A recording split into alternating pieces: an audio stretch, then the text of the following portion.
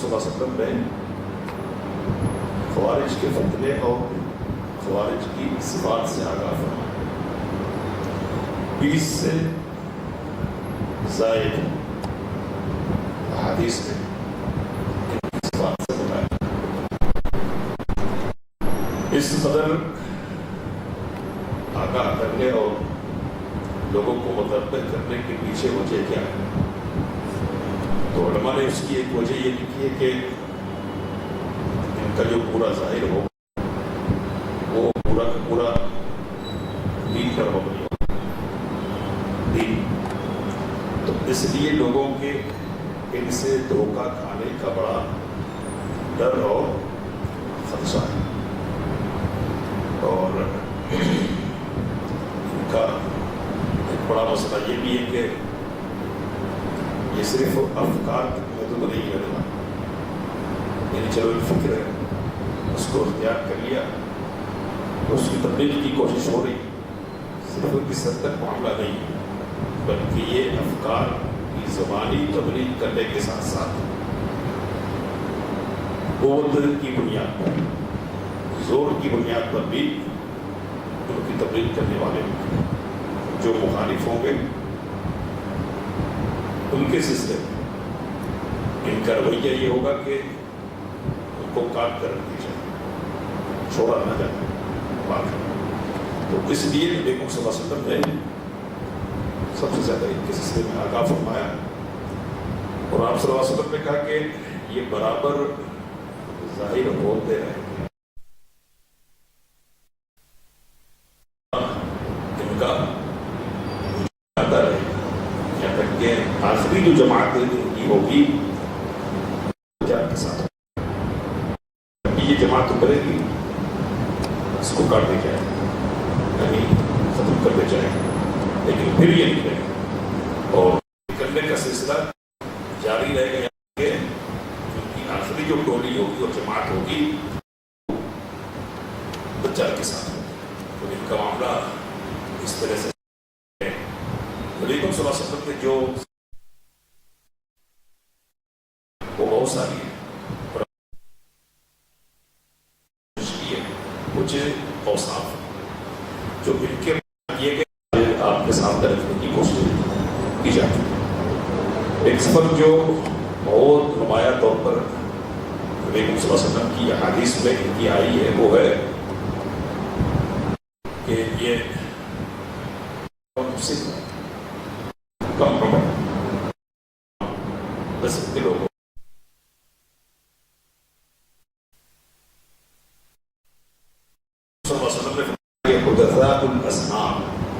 یہ عمر کے اعتبار سے کم عمر کے لوگ ہوں گے.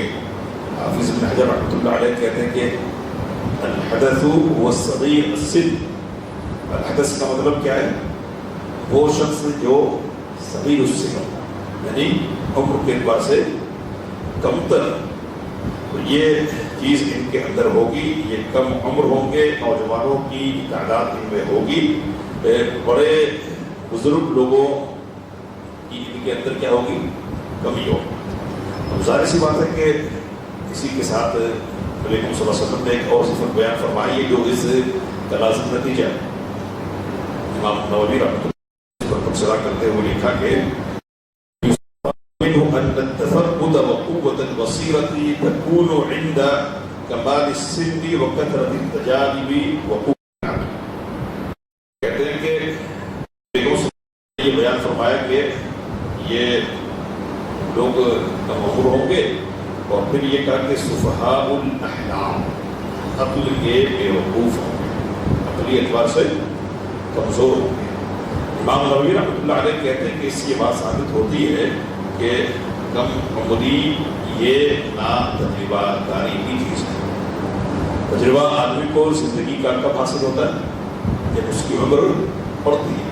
یہ ایک کامن سینس کی بات ہے, عام عقل کی بات ہے کہ عمر کے ساتھ ساتھ کیا ہے؟ علم بڑھتا ہے. عمر کے ساتھ ساتھ کیا ہے؟ تجربہ بڑھتا ہے. اور ٹھہراؤ مزاج میں اور پختگی مزاج میں پیدا ہوتی ہے.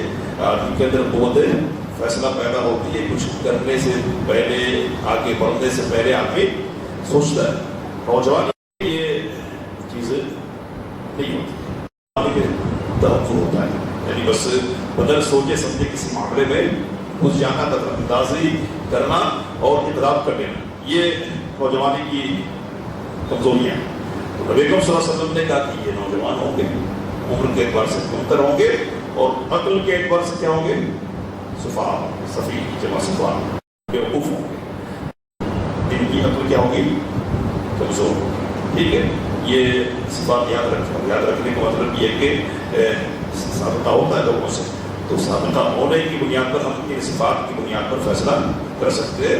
اور ایک موٹی بات یہ سمجھ لیجیے کہ دوسروں کے سلسلے میں فٹ کرنے کی بجائے پہلے اپنی ذات پر فٹ کرنے کی کوشش کریں گے کہ یہ جو مصیبت ہے نا، جلدی کی ہے نا، استعجال کی، جٹ خفگی کی وغیرہ وغیرہ، یہ مصیبت اپنے پاس بھی تو نہیں ہے، کم ہے، باتیں تو بھی کرنے لگے، اور عمر کم ہے اور مزاج تو ہونا نہیں بن گیا، تو یہ بیوقوف لوگ ہوں گے، یہ دوسری صفت ان کی ہے۔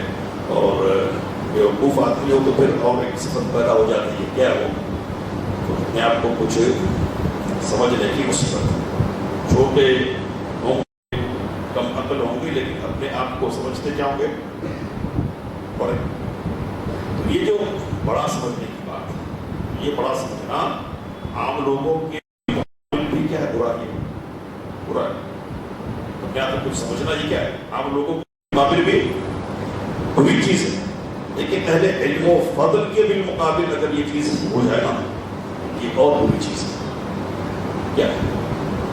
وہ جو لوگ حضرت علی کے خلاف آ گئے مقابلے میں، دوسرے لفظوں میں کہیں کہ صحابہ کرام رضی اللہ تعالیٰ عنہم اجمعین کے مقابلے میں آئے، کیا ہے؟ صحابہ کے بالمقابل کون ہے؟ ان کے مقابلے بھی آئے نا، ان سے اپنے آپ کو کیا سمجھا انہوں نے؟ برتر سمجھا، بلند سمجھا، اور اس سے بھی زیادہ جو ظاہر نمونہ ہے وہ کیا ہے؟ جو نبی اکرم صلی اللہ علیہ وسلم کے بالمقابل بھی اپنے آپ کو نمایاں کرنے کی کوشش کی۔ قصہ سنایا گیا آپ کو، ہے نا، یہ اعدلیہ محمد، یہ اعدلیہ رسول اللہ، اللہ کے رسول صلی اللہ علیہ وسلم عدل کیجیے۔ تو اب ذرا سوچیے کہ اپنے آپ میں اپنے آپ کو کس درجے پر رکھنے کی کوشش کی جا رہی ہے اور نصیحت کس کو کی جاتی ہے؟ لیکن صلی اللہ علیہ وسلم نے جو الفاظ کہا، کیا ہے وہ؟ اذا انا لم اعدل فمن يعدل، میں اگر عدل نہیں کروں گا تو اور کون عدل کرے؟ تاکہ انا تأمنونی، مجھ پر تم کو اطمینان نہیں ہے، وانا امین من فی السماء، مجھ پر تو اس ذات کو اعتماد ہے، اطمینان ہے کہ جو آسمان کے اوپر ہے، تو اللہ کو اعتماد ہے، تم کو اعتماد نہیں ہے۔ تو یہ خود کے کو سمجھنے، عجب میں پڑھنے، خود پسندی میں پڑھنے کی مصیبت بھی خوارج کے اوصاف میں سے، ٹھیک ہے۔ اس کے بعد ایک بڑی اور واضح صفت جو ان کی بیان کی گئی ہے کہ یہ محنت عبادت کے سلسلے میں بہت کرنے والے ہیں، بہت زیادہ۔ اور میں آپ کے سامنے بات رکھی نا کہ چونکہ ان کی جو ظاہری حالت ہے نا، چونکہ عبادت سے متعلق ہے، دینداری سے متعلق ہے، اس لیے ان کا خطرہ کیا ہے؟ بہت نمایاں ہے۔ نبی اکرم صلی اللہ علیہ وسلم نے فرمایا کہ لیس قراءتکم الی قراءتہم بشیء، ان کی قراءت کے بالمقابل تمہاری قراءت کچھ بھی نہیں ہوگی۔ جیسے وہ پڑھیں گے نا قرآن مجید، تو ان کے پڑھنے کے بالمقابل تمہارا پڑھنا کیا ہوگا؟ کوئی اہمیت اور کوئی حیثیت رکھتا ہی نہیں ہوگا، مقابلے کی بات ہو رہی ہے۔ اور کہا کہ وَلَا صَلَاتُكُمْ إِلَىٰ صَلَاتِ الْعِشْاءِ، ان کی نمازوں کے بالمقابل تمہاری نماز بھی کچھ نہیں ہوگی۔ اور کہا کہ وَلَا صِيَامُكُمْ إِلَىٰ صِيَامِ الْعِشْاءِ، ان کے روزوں کے بالمقابل تمہارے روزوں کی کوئی قیمت نہیں ہوگی۔ لکھنے والوں نے لکھا کہ کن سے نبی صلی اللہ علیہ وسلم کہہ رہے ہیں؟ کون ہے اولین مخاطب؟ کون ہے؟ صحابہ کرام رضوان اللہ تعالیٰ علیہ اجمعین۔ ظاہر سی بات ہے کہ کون تھے وہ؟ تو قرآن مجید نے ان کی تعریف کی ہے، تراہم رکعا سجدا۔ اے نبی اکرم صلی اللہ علیہ وسلم، آپ ان کو رکوع کی حالت میں دیکھیں گے، ان کو سجدے کی حالت میں دیکھیں گے، اور سجدوں کے اثر ان کے چہروں سے کیا ہے؟ فرمایا ہوں گے. یہ قرآن مجید کا بیان ہے. یہ صحابہ کرام رضی اللہ تعالیٰ عنہم اجمعین کے سلسلے میں قرآن مجید کی بیان کرتا صفت ہے.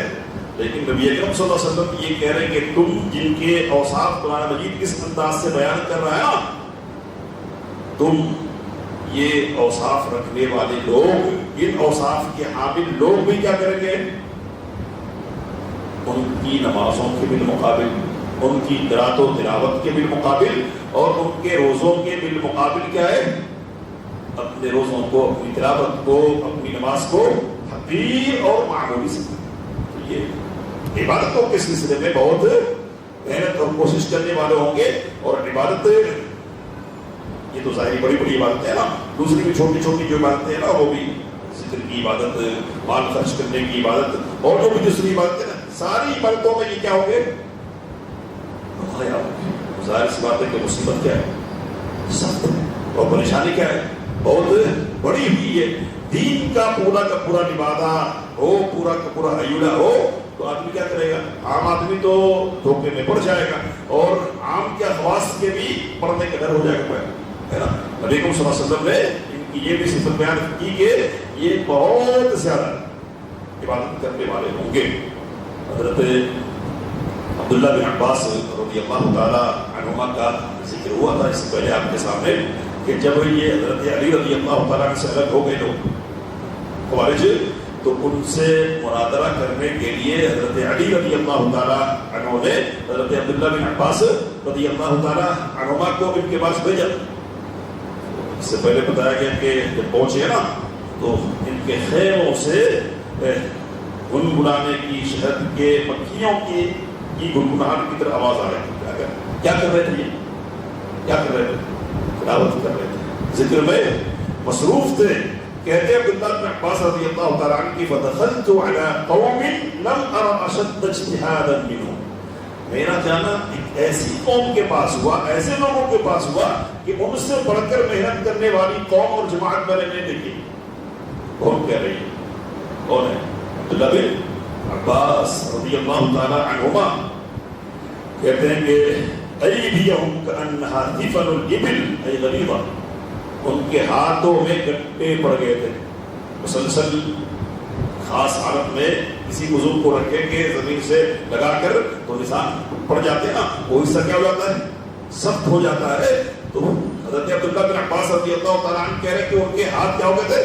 سخت ہو گئے تھے ویسے، ہے نا. اور کہتے ہیں کہ وَوُجُوهُهُمْ مُعَلَّمَةٌ مِّنْ آثَارِ السُّجُودِ.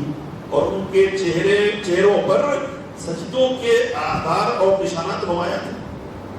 یہ مصنف عبدالرزاق کی کیا ہے روایت ہے. عبداللہ بن عباس رضی اللہ تعالیٰ عنہ گواہی دے رہے ہیں. جس طرح پڑھنے والے، عبادتیں کرنے والے ہوں گے، لیکن کیا ہوگا؟ تو یہ جو عبادتیں ہیں نا، ان کی کس پر مبنی ہوگی؟ تو دو باتیں اس سے پہلے میں نے ذکر کی تھی، ان کو اس طرح آپ کو ہمیشہ کے لیے یاد رکھنے کے طور پر رکھ لے کہ ان کی عبادتیں جو ہوں گی نا، وہ جہالت پر مبنی ہوگی، اور ان کی عبادت ہوگی غلو پر مبنی. کیا؟ جہالت پر مبنی دینداری کی ہوگی، اور کس پر مبنی ہوگی دینداری؟ غلو پر مبنی دینداری ہوگی. ان کی اگلی جو صفت علماء نے بیان کی ہے وہ کیا ہے؟ دین کی سمجھ ان کے پاس نہیں ہوگی، اور قرآن مجید کو سمجھنے کی صلاحیت ان کے پاس نہیں ہوگی. پڑھیں گے بہت پڑھیں گے قرآن مجید، لیکن یہ جو پڑھنا ہوگا نہ صرف کس طور پر ہوگا؟ منہ سے پڑھنا ہوگا، زبان سے پڑھنا ہوگا. صرف تلاوت کریں گے، ظاہری الفاظ کو پڑھیں گے، قرآن مجید کو سمجھ کر پڑھنے کی بات ان کے پاس نہیں ہوگی. تو الفاظ گنگنائیں گے، معنی کو نہیں سمجھیں گے، اور جب سمجھیں گے نا تو کیسے سمجھیں گے؟ غلط سمجھیں گے، غلط. نبی اکرم صلی اللہ علیہ وسلم نے فرمایا کہ یقرؤون القرآن یحسبون انہ لہم وہو علیہم. قرآن مجید پڑھیں گے اور یہ سمجھیں گے کہ یہ جو قرآن مجید پڑھنا ہے ان کے لیے، ان کا پڑھنا یہ ان کے حق میں، ان کے فیور میں. نبی صلی اللہ علیہ وسلم نے فرمایا کہ ان کے فیور میں نہیں ہوگا بلکہ ان کے خلاف ہوگا. خلاف ہونے کی وجہ کیا ہوگی؟ جو سمجھنا ہے نا وہ سمجھیں گے نہیں، کچھ اور سمجھیں گے، اور جس طرح سمجھنا ہے نا اس طرح نہیں سمجھیں گے.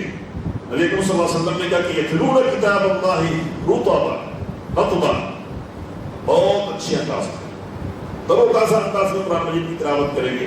لیکن صورت حال یہ ہوگی کہ قرآن مجید ان کے حلق سے نیچے نہیں اترے گا. نہیں اترنے کا مطلب کیا ہے؟ صرف لفظ کی انتقال اتریں گے، معانی تک، صحیح معنی تک ان کی رسائی نہیں ہوگی. دوسرے مفاہیم کی بیان کے علماء نے، امام نووی رحمۃ اللہ علیہ صحیح مسلم کی شرح میں لکھتے ہیں کہ لَيْسَ حَقُّهُم مِّنَ الْقُرْآنِ إِلَّا مُرُورًا عَلَى اللِّسَانِ. قرآن مجید سے جو ان کا حصہ ہے نا وہ اس حد تک ہے کہ بس زبان پر جاری ہے، زبان پر جاری ہے. کہتے ہیں کہ فَلَا يُجَاوِزُ تَرَاقِيَهُمْ لِيَصِلَ قُلُوبُهُم. حلق سے نیچے اترنے والا نہیں ہے، نہیں اترے گا. اور جب نہیں اترے گا تو ان کے دل تک قرآن مجید نہیں پہنچے گا. کہہ رہے کہ وَلَيْسَ ذَلِكَ هُوَ الْمَطْلُوبُ.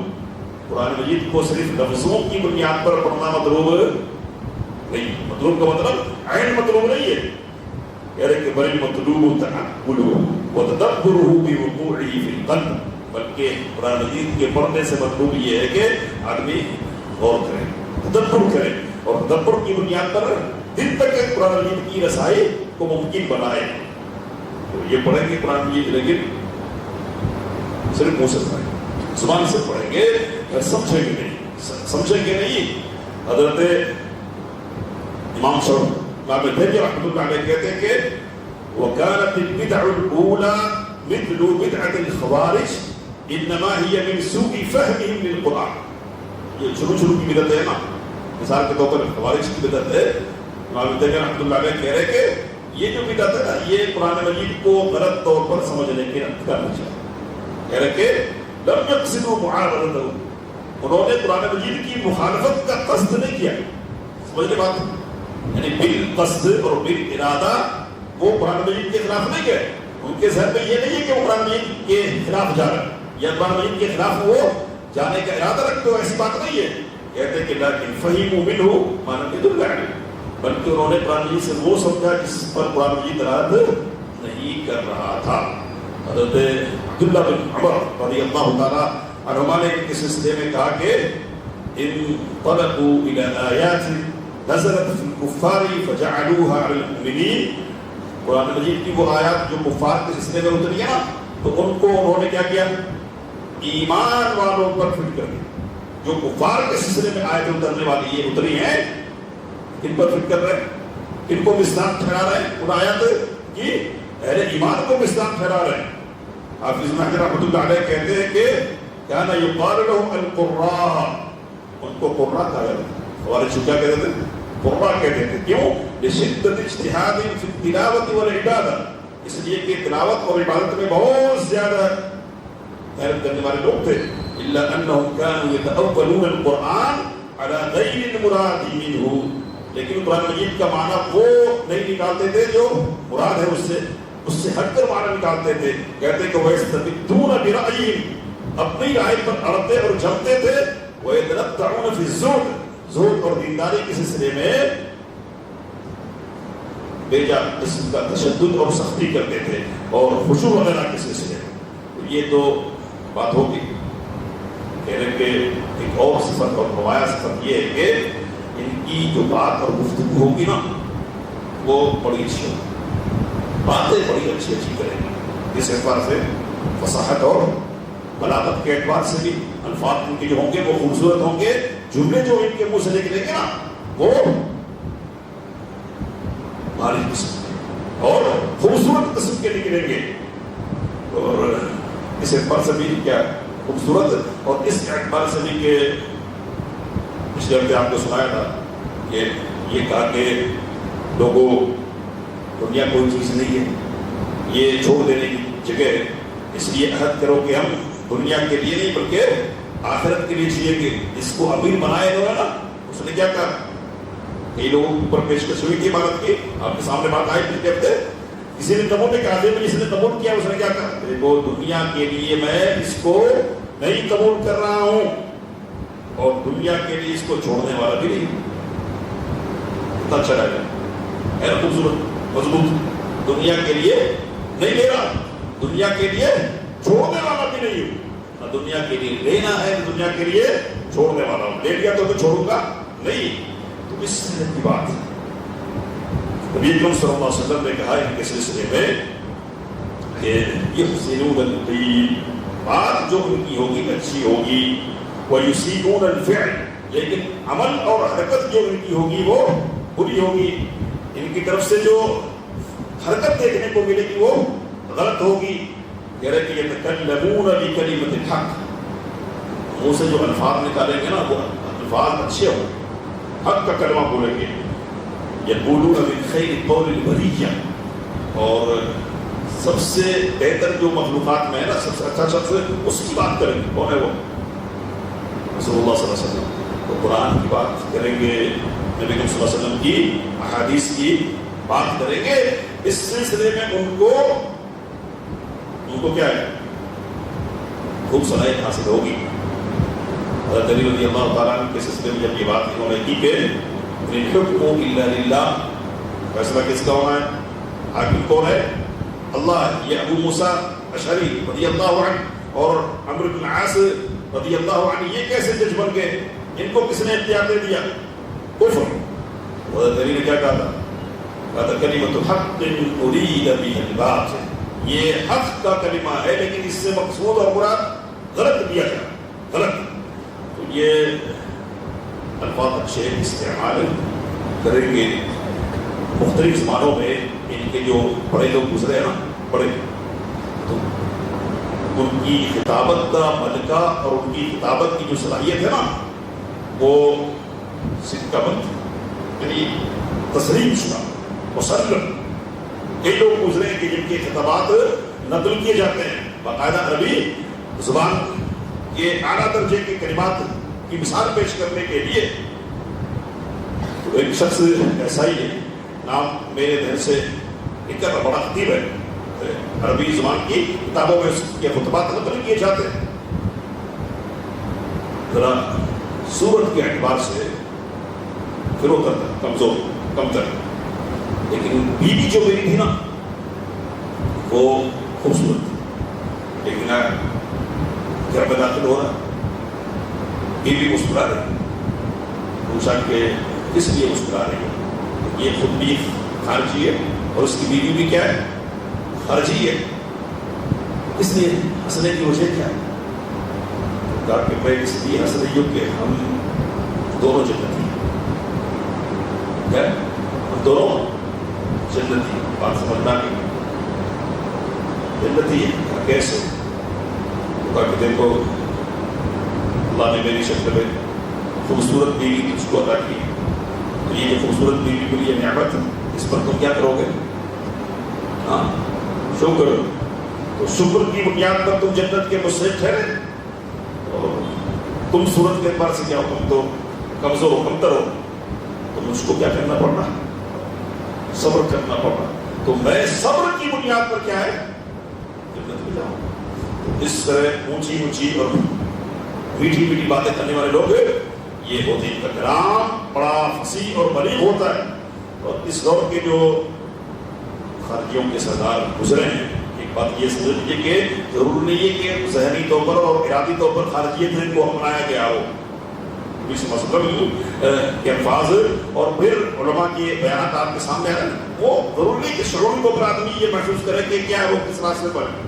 باتوں کی بنیاد پر پہچان ہوگی نا، صفات کی بنیاد پر. تو اس دور میں بہت سارے وہ لوگ ہیں کہ جو نمائندہ ہے خارجیت کے، لیکن ان کی تحریریں کیا ہے؟ تحریریں خوش کر دیتی ہیں. کچھ لوگوں کی تحریریں خوش کر دیتی ہے اور کچھ لوگوں کی تقریریں خوش کر دیتی ہے. تقریر اچھا لگتا ہے سننے میں، کیا اچھا لگتا. تو میں نام نہیں لینا چاہ رہا لیکن اچھا بہت اچھا لگ رہا ہے. لیکن آپ یہ سوال کریں کہ یہ جو اچھا سنا آپ نے، اس میں آپ کے لیے کیا تھا؟ کیا تھا آپ کے لیے؟ تو پتہ چلے گا کہ اپنے لیے تو کچھ نہیں تھا. اس کے لیے لگے امت کے لیے، اس کے لیے امت کے لیے، ایران کے لیے، دوران کے لیے، اور عربوں کے لیے، اور فلاں کے لیے، اپنے لیے کیا؟ تو اپنے لیے کچھ نہیں ہے. ہم پہلے یا دوسرے پہلے؟ اور پہلے اپنی فکر پہلے یا دوسروں کی فکر پہلے؟ کس کی فکر پہلے کرنی ہے؟ اس کی. تو یہ بھی بڑا مسئلہ ہے کہ فہم کے اعتبار سے مضبوط ہونے سے پہلے، دینی اعتبار سے مضبوط ہونے سے پہلے کیا ہے؟ آگے بڑھے، دوسروں کی فکر کرنا شروع کر دے، تو یہ بھی خارجیوں کی علامتوں میں سے ایک علامت ہے۔ اگر انہوں نے نبی اکرم صلی اللہ علیہ وسلم کے اصحاب کی خدمت میں بیٹھ کر علم حاصل کیا ہوتا باقاعدہ، اور قرآن مجید کو صحیح طور پر سمجھنے کی کوشش کی ہوتی، تو یہ خارجیت کی جو مصیبت پیدا ہوئی نا، یہ مصیبت پیدا نہیں ہوتی۔ وقت سے پہلے کیا ہو گئے؟ بزرگ بن گئے۔ وقت سے پہلے کیا ہو گئے؟ یعنی متعلم بننے سے پہلے کیا ہو گئے؟ معلم بن گئے۔ تو یہ مصیبت ان کی ہے۔ کہتے ہیں کہ اچھی بات کریں گے، ٹھیک ہے، اور علو پر مبنی دینداری، علو پر مبنی دینداری کا مسئلہ یہ ہے کہ آدمی اپنے سلسلے میں یہ مصیبت پال لیتا ہے ذہن میں کہ میں کیا ہوں، میں دین کے اعتبار سے، فہم کے اعتبار سے، امت کی فکر کے اعتبار سے، دین کی فکر کے اعتبار سے، اور دوسرے کے سلسلے میں اس قدر اپنے سلسلے میں خوشگمانی پیدا ہوتی ہے نا، دوسروں کے سلسلے میں اسی قدر کیا ہوتی ہے؟ بدگمانی۔ تو خارجیوں کی یہ بڑی صفت ہے کہ دوسروں کے سلسلے میں بدگمان ہوتے، ان کی بدگمانی اس حد تک پہنچتی ہے کہ کہاں پہنچا دیتے یہ سیدھا؟ جہنم میں پہنچا دیتے۔ جہنم میں پہنچا دینے کا مطلب ہے کہ تکفیر کے سلسلے میں یہ جلد بازی سے کام لیتے ہیں، تکفیر کے سلسلے میں، اور کافر منایا پہلے اور پھر کیا کیا؟ آپ پر کفر ثابت ہے، طریقہ کیا ہے؟ ہم یہ سمجھ رہے کہ فلاں کی فلاں حرکت کیا ہے؟ کفریہ ہے، تو کیا کریں گے؟ فلاں نے فلاں کفریہ حرکت کی ہے، اس لیے تلوار نکالیں گے اور کیا کر دیں گے؟ اعوذ باللہ گردن اڑا دیں گے۔ کیا ہے؟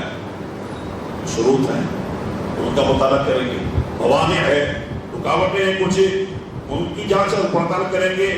فلاں قسم کی کا عذر تو اس آدمی کے ساتھ نہیں ہے، اس کو دیکھیں گے، اور پھر ظاہری طور پر اگر حرکت ہے واقعی طور پر کفر نہ، اس وقت کی بات ہو رہی ہے جو حرکت کفر کی ہے ہی نہیں، اس کے سلسلے میں تو کوئی بات ہو رہی نہیں ہے۔ لیکن ان کا مسئلہ یہ ہے کہ تکفیر کرنے کے سلسلے میں، یعنی کسی کو کافر ٹھہرانے کے سلسلے میں ان کے پاس جلد بازی بہت پائی جاتی ہے، اور جلد بازی کے ایک یہ صورت ہے کہ فوری طور پر کیا کرنے کا فیصلہ کیا کرو؟ گردن اڑا، کیا ہے؟ لڑنا ہے، مارنا ہے۔ یہ ان کا مزاج ہے۔ کہہ رہے کہ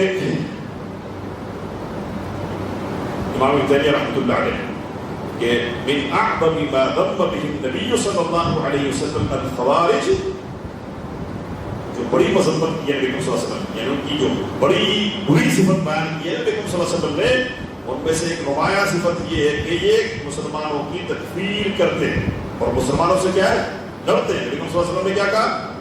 یقتلون اہل الاسلام ویدعون اہل الاوثان۔ کیا کریں گے؟ یہ مسلمانوں سے لڑیں گے اور اہل باطل سے، بت پرستوں کو چھوڑ دیں گے، ان سے ان کی لڑائی نہیں ہوگی۔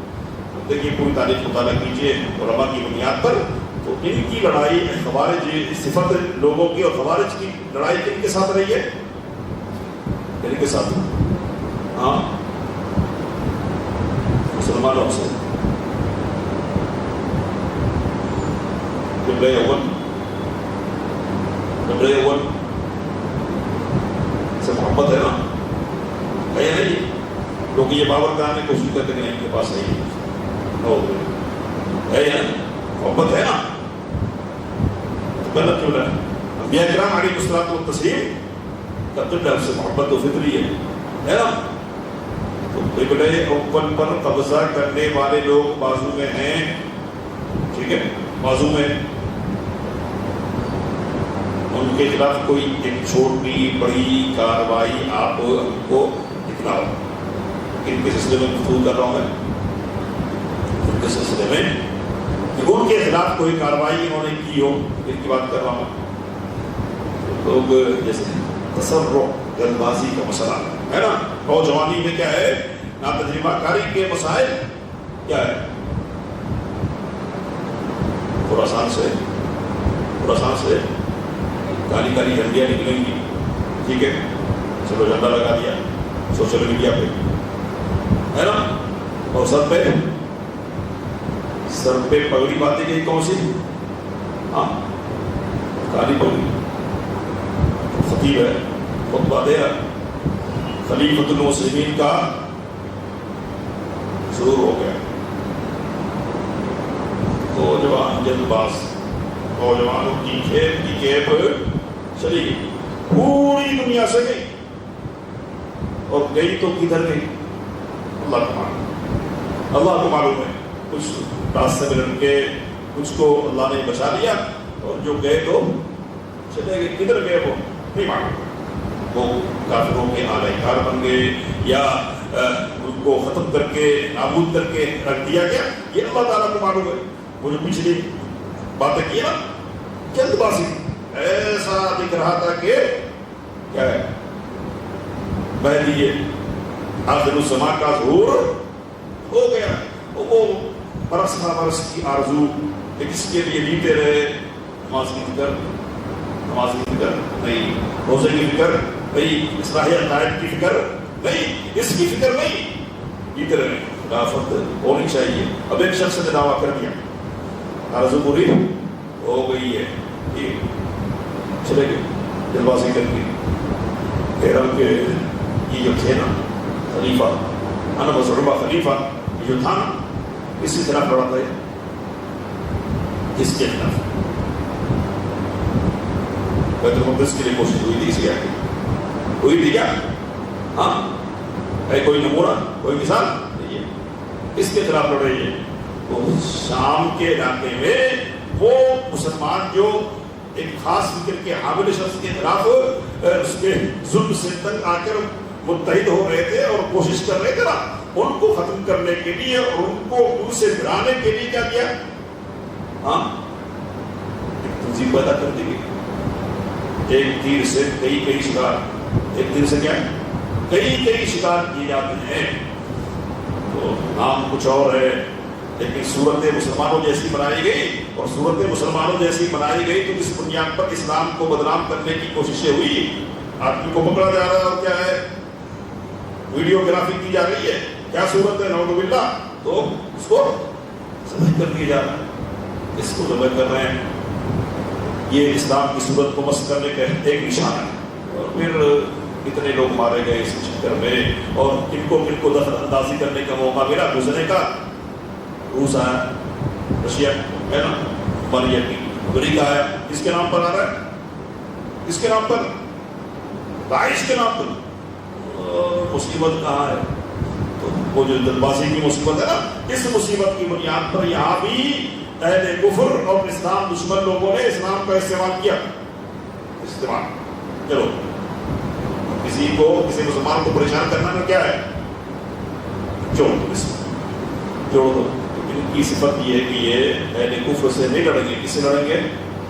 اس سے لڑنے والے یہ اہل اسلام سے آتے ہیں، پڑھیں مطالعہ کریں، لیکن میں یہ کہتا ہوں کہ اتنا وقت نکالنے کی ایسے کاموں کے لیے ضرورت نہیں ہے، اتنی سی بات قبول کر لیجئے، اس کے جو علماء ہیں جن پر آپ اعتماد کر سکتے ہیں ان کی طرف سے رہنمائی لیجئے، اور باقی جو سیکھنے کے کرنے کے اپنے کام کرنے کے جو کرنے کے کام ہے نا ان کو سیکھیں، جو ماننے کے اپنانے کے عقیدے کے طور پر ہے نا ان کو سیکھیے، ان کے سلسلے میں مضبوطی پیدا کیجیے، پھر کیا ہے، پھر جھنڈا اٹھانے کا موقع دے گا اللہ تعالیٰ دے گا، ہے نا، پہلے اٹھائیں گے تو پھر کیا ہوگا، مصیبت میں پڑ جائیں گے۔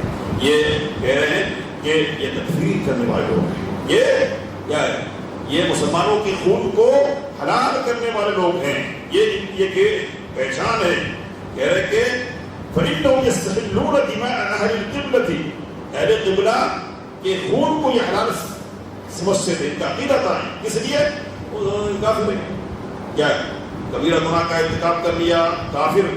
امام ابن تیمیہ رحمۃ اللہ علیہ لکھتے ہیں کہ تکفیر کی خوارج کی کئی صورتیں رہی ہیں، ایک تو یہ کہ مرتکب کبیرہ یعنی کبیرہ گناہوں کے مرتکبین کو انہوں نے کافر ٹھہرایا، یہ بعد میں چل کر پورا ان کے منہج کا ایک بنیادی مسئلہ بن گیا ہے نا، اس کو ذکر کرتے رہتے ہیں آپ کے سامنے۔ اور پھر تکفیر کی ایک مصیبت انتہا یہ بھی ہے کہ جو گناہ سرے سے ہے ہی نہیں اس کو بھی انہوں نے کیا کیا گناہ بنایا، اس کی بنیاد پر کیا ہے کافر ٹھہرایا، اور کافر ٹھہرانے کے بعد کیا پھر مطلب کہتے ہیں عبداللہ بن خباب بن ارد رضی اللہ تعالیٰ عنہ قصہ آپ کے سامنے آیا کہ سور کو مارا تو اس پر کہہ رہے کہ بغیر پوچھے مار دیا ہے، چلو اس کا معاوضہ ادا کرو، اور عبداللہ بن خباب بن ارد رضی اللہ عنہ کو انہوں نے آسانی کے ساتھ لے جا کر ذبح کر دیا، کچھ بھی بنا لے نہیں ہے۔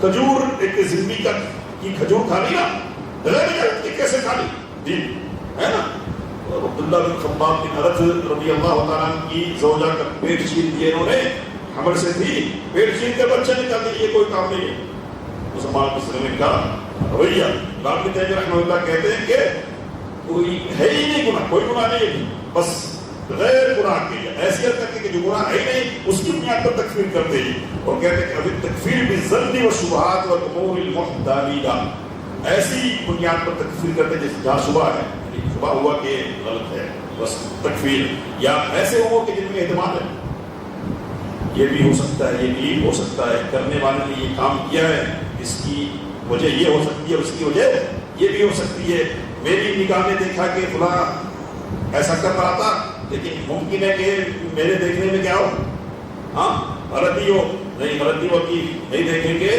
بس میری نگاہ نے دیکھا ہے نا تو پھر کیا تکفیر کریں گے۔ آپ دیکھیے کہہ رہے کہ شروط نہیں دیکھی انہوں نے، اور موانع کا مطالعہ نہیں کیا کہ کچھ رکاوٹیں تو نہیں ہے، عذر بالجہل کوئی چیز نہیں ان کے یہاں، تعبیر بھی کوئی چیز نہیں ہے، بس تکفیر حرکت ہو گئی کچھ ان کی ظن کے ان کے گمان کے مطابق کیا وہ غلط حرکت ہے، تو پھر سامنے والا کو کیا کریں گے یہ کافر ٹھہرائیں گے۔ کہتے ہیں کہ اسی لیے نبی اکرم صلی اللہ علیہ وسلم نے ان کے سلسلے میں فرمایا کہ یمرقون من الاسلام کما یمرق السهم من الرمیہ، یہ اسلام سے ایسے ہی نکل جائیں گے اس طرح تیر شکار سے نکل جاتا ہے۔ اس میں کیا بات ہے؟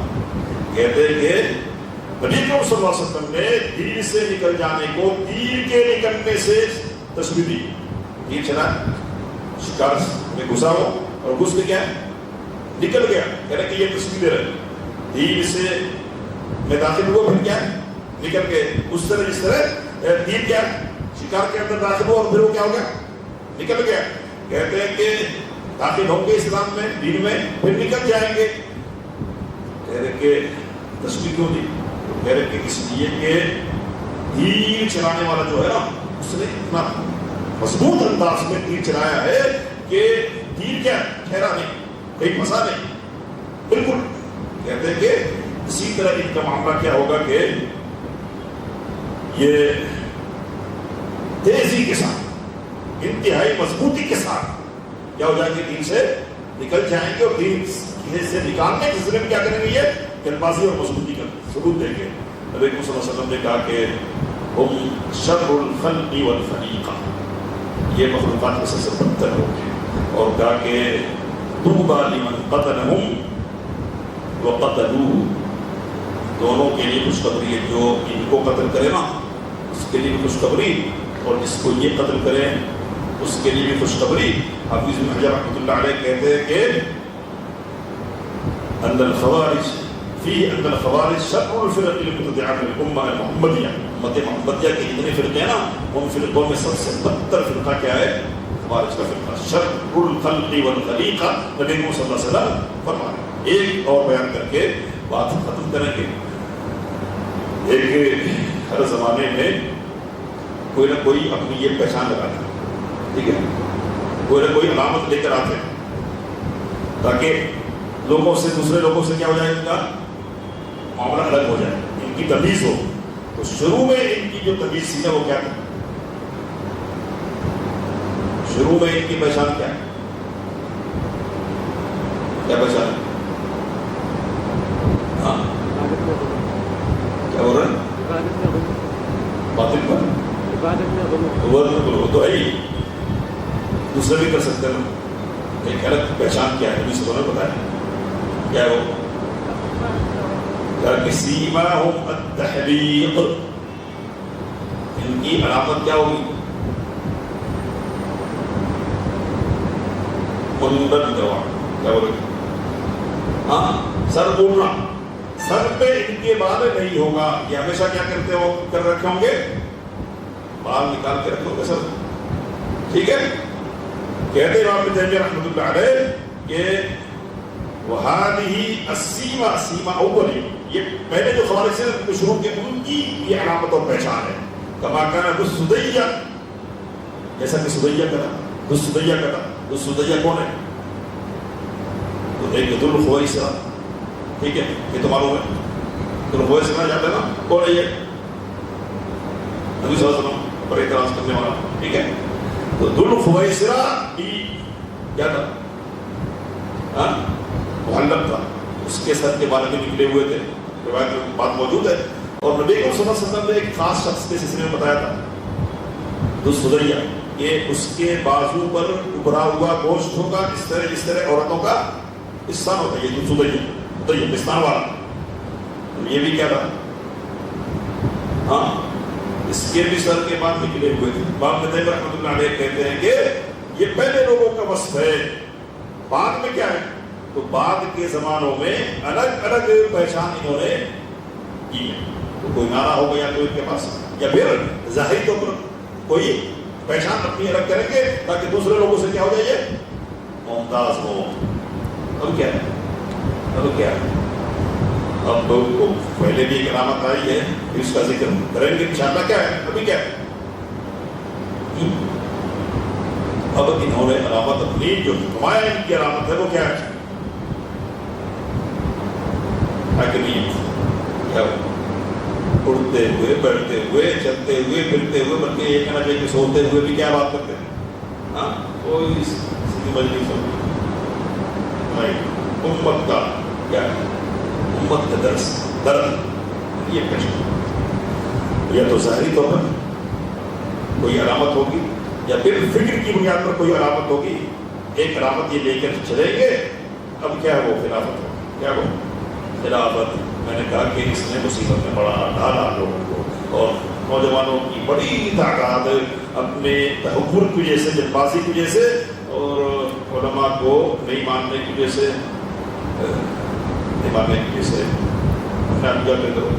کر دیا. بس ذکر کرو تحدیث نعمت کے طور پر کہ جس زمانے میں یہ کھڑا ہوا فتنہ, اس زمانے میں اس موضوع کو میں نے تقریر کی ہے نا. اور ایک عرب عالم عبد القادر علوی السقاف حفظہ اللہ, تو خلافت سے متعلق شرطیں کیا ہوتی ہیں وغیرہ وغیرہ ہے نا, کیا چیزیں پائی جائے گی, اس کی وضاحت انہوں نے کی ابھی تحریر میں. اس کو سامنے رکھ کے میں نے تحریر بھی لکھی تھی. یہ تقریر تو ہے ابھی بھی, آپ دیکھ سکتے ہیں مسجد تقویٰ کی اس یوٹیوب پہ, تو اس کو سنیں. لیکن کیا تھا مسئلہ؟ مسئلہ کیا ہے؟ کیا ہے؟ ایک علامت یہ بھی ہے کہ علماء کے سلسلے میں طعن, کیا ہے؟ علماء کے سلسلے میں طعن کرتے ہیں, ان کو مطلوب ٹھہراتے ہیں. ہے تو نفاس کے لوگ کیا جانیں گے, ہے تو نفاس کے علماء, کیا امت کی کا درد اور امت کی حفاظت اور امت کا مسئلہ ان کو کیا معلوم ہے. اور آگے کی بات یہ ہے کہ پتہ نہیں آتا ہوگا لوگوں کو ممکن ریا لی, کیا یہ ریا لی, ایک گالی پوری کی پوری, ایک گالی پوری کی پوری ریا لی.